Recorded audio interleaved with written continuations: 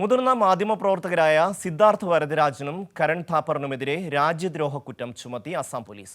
ഇരുവർക്കും Guwahati police summons അയച്ചു. August 22-ന് Guwahati പോലീസിന്റെ ക്രൈംബ്രാഞ്ചിന് മുന്നിൽ ഹാജരാകാൻ നിർദ്ദേശം. സ്വാതി ചേരുകയാണ്. സ്വാതി, രാജ്യത്തെ മാധ്യമപ്രവർത്തകരുടെ നാവ് മൂടിക്കെട്ടാൻ വലിയ പരിശ്രമം കേന്ദ്ര സർക്കാർ നടത്തിക്കൊണ്ടിരിക്കുന്നു. എല്ലാ ദേശീയ മാധ്യമങ്ങളും അവരുടെ കൈപ്പിടിയിൽ ആയിരിക്കുന്നു. എതിർത്ത് ശബ്ദിക്കുന്നവർക്കെതിരെ കരിനിയമങ്ങളാണ് അവർ ചാർത്തുന്നത്. ഇപ്പോൾ എന്തൊക്കെയാണ് ഈ രണ്ട് കരൺ താപ്പറിനും അതുപോലെ തന്നെ സിദ്ധാർത്ഥ് വരദരാജനുമെതിരായിട്ടുള്ള കുറ്റം?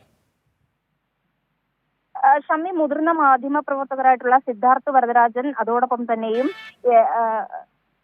കരൺ താപ്പറിനുമെതിരെയാണ് ഇപ്പോൾ കേസ് എടുത്തിട്ടുള്ളത്. എന്നാൽ ഈ FIRൽ ഇത് സംബന്ധിച്ച വിവരങ്ങളൊന്നും തന്നെയും ബോധിപ്പിച്ചിട്ടില്ല എന്നുള്ളതാണ് മനസ്സിലാക്കാൻ കഴിയുന്നത്. അതോടൊപ്പം ജൂലൈയിൽ മൊറിഗാവിൽ ഇത് സംബന്ധിച്ചൊരു കേസ് നേരത്തെ ഫയൽ ചെയ്തിരുന്നു.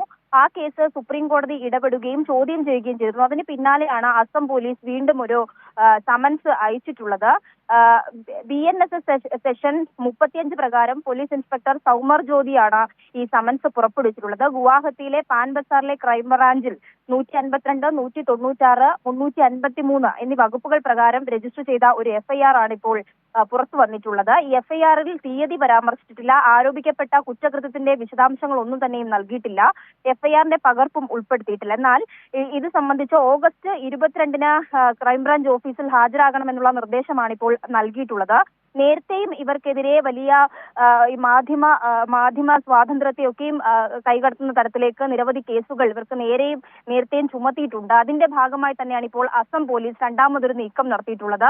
ജൂലൈയിൽ നൽകിയിട്ടുള്ള കേസിലടക്കം സുപ്രീം കോടതി രൂക്ഷമായിട്ടുള്ള വിമർശനം നടത്തിയിരുന്നു. അതിന് പിന്നാലെ ഇപ്പോൾ വീണ്ടും സമൻസ് അയച്ചിരിക്കുകയാണ്. ഓഗസ്റ്റ് 22-ന് ക്രൈംബ്രാഞ്ച് ഓഫീസിൽ ഹാജരാകാനാണ് ഇപ്പോൾ FIRൽ നിർദ്ദേശം നൽകിയിട്ടുള്ളത്.